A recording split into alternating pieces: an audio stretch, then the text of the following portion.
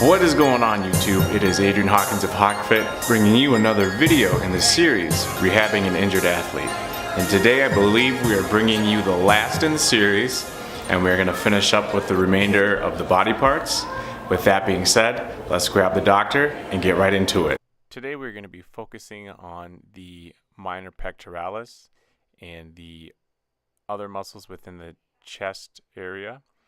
But more importantly, we're going to be focusing on the attachments of the minor pectoralis, specifically with its attachment to the shoulder blade and how it affects movements such as row, rear delt fly, bench press, overhead press, and other movements. But with that being said, hope you enjoy. What minor pectoralis spasms or hyperactivity can create related to shoulder injury.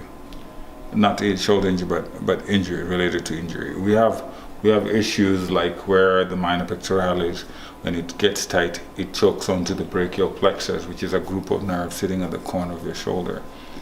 And of course, when your minor pectoralis is tight, it also tugs onto the shoulder blade, pulling it anteriorly, stretching the medial border of the shoulder blade inferiorly. So here we are is a picture of a minor pectoralis, and the minor pectoralis is right there, and you can see where the nerves trace. You have the medial scalenes right there, and then we have the posterior. Out of there comes those nerves from the levels of C5, C6, C7, and these are the ones that feed into your arms and gives you the arm. You can feel tingling in your arm sometimes. But anyway, so that's the minor pectoralis. And the minor pectoralis is attached to the shoulder blade from the backside. Let me see if I can find a good picture for that. There, right here. So the minor pectoralis comes around and it attaches to the shoulder blade. And that's the humerus. That's your arm, your antebrachia. And then this is your brachium, shoulder blade attached to it. That's a chromium process. The coracoid process of shoulder blade, and the coracoid process of the shoulder blade attaches to the minor pectoralis, which attaches to what? The ribs. Ribs number, I believe, 3, 4, and 5, because the first two are a little bit higher. On the back side of your shoulder blade, if we look at the back side, that's the major pectoralis, sits right on top of that. A lot of injuries come from maybe a decline or an incline. Of course, another issue would be the upper cross syndrome, meaning that the pectoralis are tight.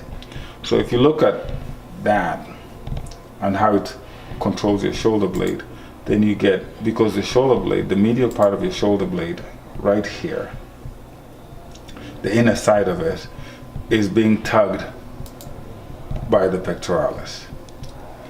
The actions of your minor pectoralis is to protract the scapula, depress the scapula, and then downward rotation of the scapula. So of course, meanwhile, while these are working, it's doing what? It's challenging movement of the shoulder blade. It does what? It protracts the scapula, it brings it outside, it depresses it, tucks it in, and downward rotation of the scapula, so it goes whoop that way. So meanwhile, your rhomboids are stressing out because of that. Of course, there's other things attached to your shoulder blade too, but right today we're going to talk about that, about the minor pectoralis. Cool? So I just give you a quick look at how it's connected to your shoulder blade. So if you're sitting there, you're wondering, why does my shoulder blade hurt? It's because your pectoralis is pulling onto it so hard. Your minor pectoralis is pulling on it so hard, so it's stressing out the rhomboids, which is on the back side of your shoulder, and it's creating the discomfort that you're looking for.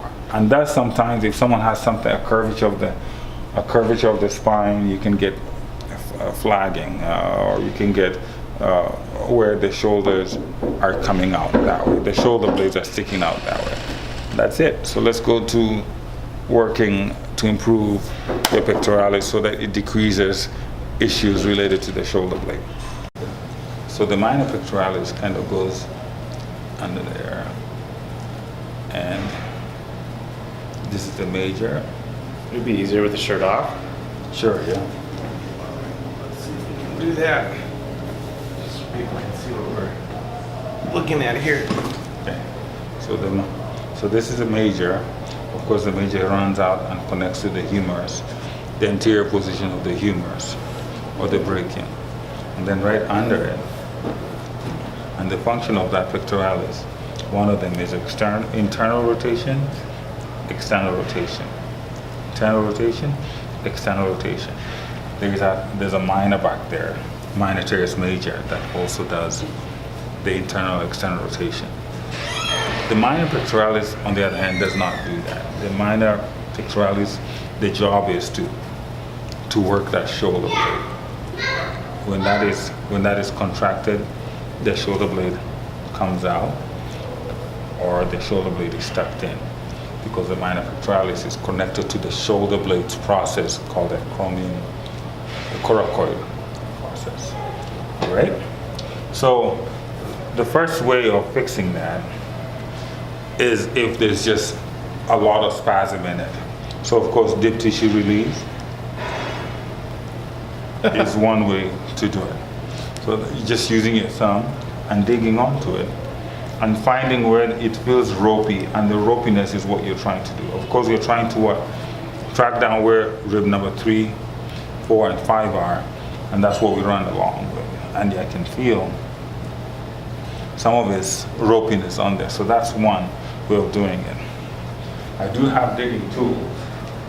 He's got digging tools. Oh man, it's not a good day for me. So a lot of times,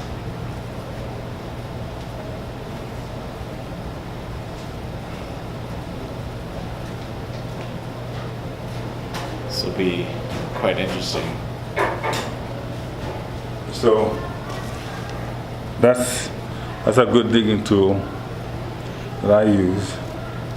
And you find there's a nub on it, that one, and that's what I use to just trap the minor pectoralis. And the best way a lot to do it is where you bring it up and you can actually see it. That's the major pectoralis, but it's right under that tissue. So yeah, we're good right there. And that's that. And I think he's sore from just working out. That's why. Yesterday was chest day. Yeah, but also I know, knowing Adrian, he's had issues when he's curling his arms and he hikes that shoulder. I believe it's the left side. Is that right? Correct. It hikes up, and the hiking also chokes up the nerves, which a group of them, brachial plexus, that kind of come out this way. They travel under the clavicle, and then they travel under the pectoralis, and then they come out and feed the arms. So you might feel a warm sensation. So brachial neuropathy or brachial plexus neuropathy that happens in there. So that's one. Another thing that we can do to help with that is just letting it heal. Ice is a good way to go about it. Or, as for me, since I have these currents, I can do something they call ultrasound. You know, create a vacuum using the water gel base, and then I use that. I run that for 4 or 5 minutes using the ultrasound to reduce some of the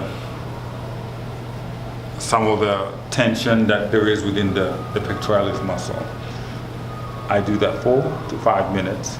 Good, nice circular motions. Of course, that water base creates a vacuum, and the ultrasound vibrates within the bones, bounces on the bone, comes back outward, and it heals from the inside going outward.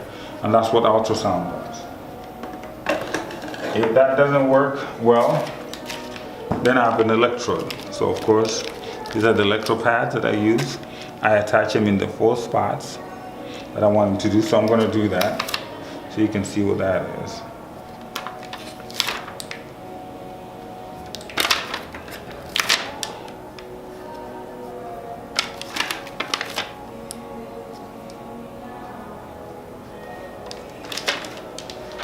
So I'm using something called interferential. What that does, it focuses right on the muscle itself.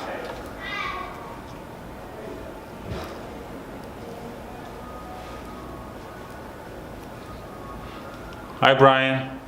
Hey, how's it going? Good, brother, good.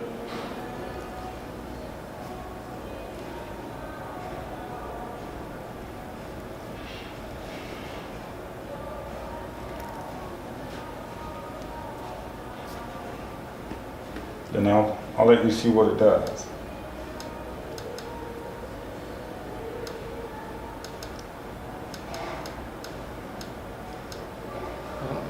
It's starting to feel a little bit. You can see that on the camera. So you can see what, and they might get some of the major pectoralis, but we're trying to get the smaller division in there. You feel that? Oh yeah. It's going deeper. No. Look at how deep that is compared to this side. You can actually see the depression on his right arm. Slightly reminiscent of a stun gun. Not that I did anything wrong. But just how your body kind of locks up.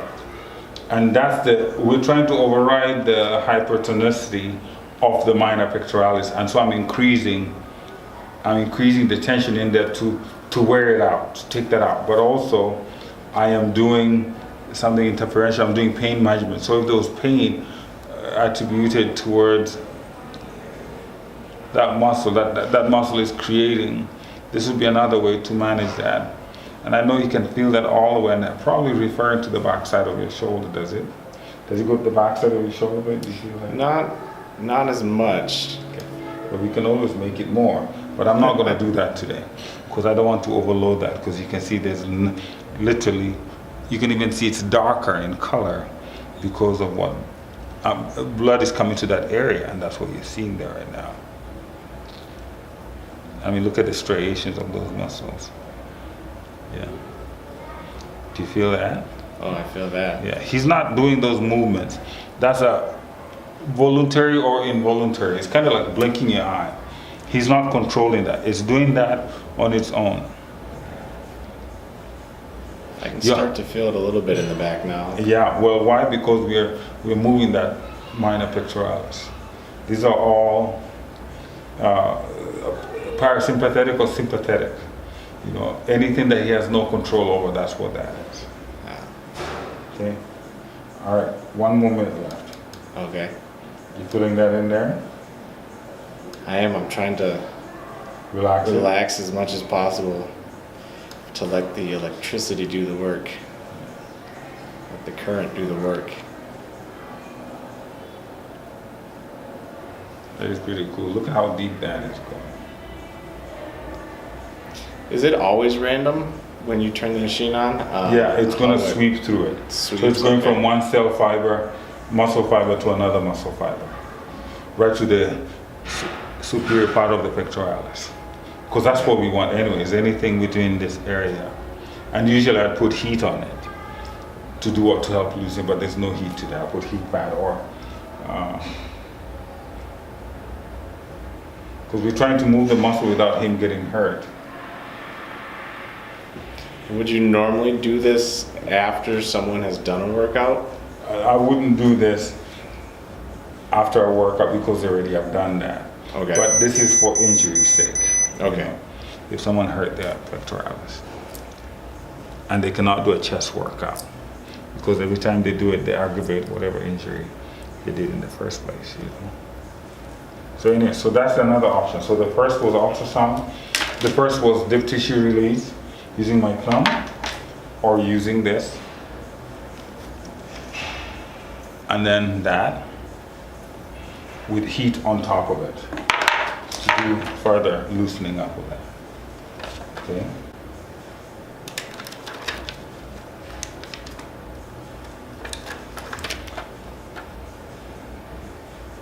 And then there was also the ultrasound, but we didn't do that one today. Yeah, the ultrasound I demonstrated that with just the apparatus where I'm using it to run that around where the minor pectoralis sits at. And I'm using the water base because I'm trying to create a vacuum because I don't want to electrocute him either, so I use some kind of ground to make sure that the current is actually going in where it's supposed to go. I'm using current and the ultrasound. The current loosens up the muscles. The ultrasound heals the broken muscle. Helps with the healing. So now if you were to do a deep tissue, would you feel less ropiness in the muscle? You'd feel less ropiness of the muscle. And it probably won't be as sensitive to you as it was there. Now this muscle that I'm feeling, that's the major pectoralis. Minor, that's more the minor. This is the major. See that right in there? Minor goes right in there. And the ropiness has actually decreased significantly. Okay. So when you turn around also, I don't just do that part. I'll have you face down. While you're working on the minor pectoralis, I want to make sure that I'm working on the rhomboids also on this side, because the rhomboids are tagged and pulled by the minor pectoralis.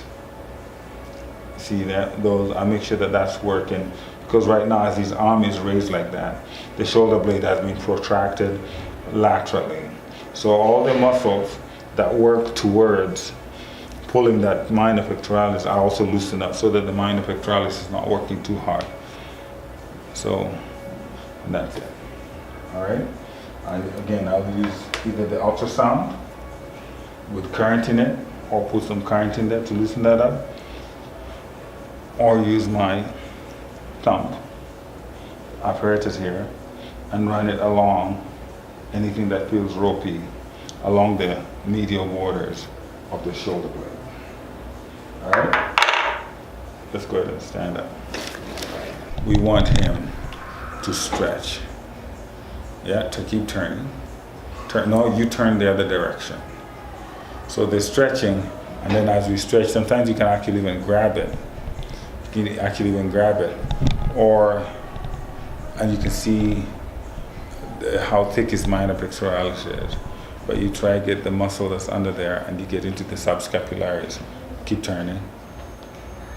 Yeah, you get into the subscapularis. And there's the serrators also here, these serrators also, that you can get into just to loosen up the whole shoulder blade area, because that's what attaches to the subscapularis on the inside.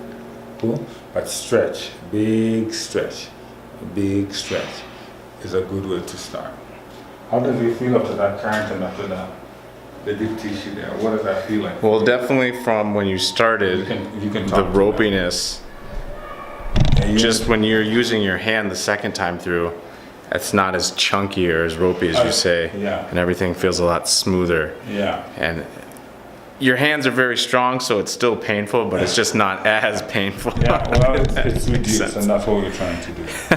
Yeah, so you can show them, you can tell them a little bit more about that. I mean, you can see the redness, the stretch marks kicking in from where the blood is coming in now. Yeah, and that's good for it. That's the circulation coming right in there. The fluorescent lighting is kind of offsetting it a little bit, but you can see the redness in here and down here. Versus the other side that we haven't done any work for. Yeah, versus stretch marks over here. Yeah, there's a little bit of lumpiness in that. Maybe that could do some work too. But anyway, so this is coming from an injury that happened when you're doing a bench press, or you did an overweight incline press. So like an overhead barbell press, anything that will put strain on the minor pectoralis. On the minor pectoralis. Or it could be even a roll, because the shoulder blade is being tugged. Okay. As you do that. So would that happen on anything like a lat pull down? Roll would also do bent that. over roll? Yeah. Those are going to be right up my alley. Or even one of these where you do a rear delt. A rear delt fly? Yeah. Okay. Because the shoulder blade is involved with that. And for those of you guys that bench a lot, you will feel that on the muscle that's right underneath your clavicle, usually about right here, and it will go right. Yeah, the subclavicle. The subclavicle, you will feel it, especially at the top of your bench is when you will feel it. Yeah. Cool. All right. So there's machines for that, and it's the fly. Okay. Just light therapy, or you can use a therapy band. So therapy band, which you've seen me doing recently. And the therapy band, you want to do isometric. You just want to hold it out. Hold it out with a light weight. Yeah, without you doing anything. You just want to grab the therapy band and perk up your chest for me. Yeah. And as I pull it, you park up your chest more. Do you feel that in there? I do. I feel it All right that- up here. Exactly. So, but that's what it's supposed to do. And then we also change direction. Let your hands face up. Hands face up. And what I do is I flex your wrist a little. There you go. Do you feel that chest working there? Right here. Yep, that's exactly what that is. So you're getting that workout without you necessarily moving what? Without you necessarily moving the joint. I am tagging on it and you're resisting. Is it isometric? Do you feel that in there? Yeah, you can actually see the chest. I'm not even moving, and you can see the and chest. you can see the pec perking up because we're triggering that pectoralis minor in there. Absolutely. All right. All right, so there you have it, a very brief, very effective rehab. Now, if you don't have access to the materials or some of the resources, especially the current, those are going to be hard unless you have a doctor. You can always do the self-rub where you're basically pressing into your muscles. It is quite painful if you're pressing properly. It will hurt, but through that pain will come PRs and breakthroughs. And hope this series has helped you. There may or may not be one more. We're debating on doing a wrist. We're not sure about it. We just don't know if people are interested in it or not. That being said, if you are, you can either email me or leave a comment below, and if there's enough interest in it, we'll go ahead and do it. Until then, peace.